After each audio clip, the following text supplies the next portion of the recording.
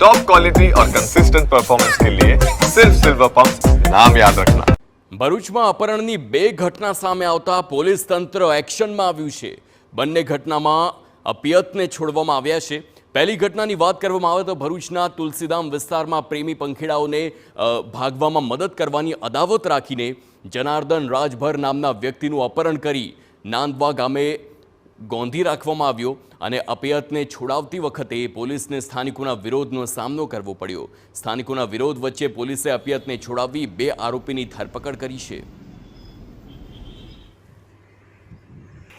કેટલોક સમય જતા સીસીટીવીની અંદર એવું જોવા મળે છે કે જે બોલેરો ગાડી છે તેનો નંબર છે GJ20 CA 6568।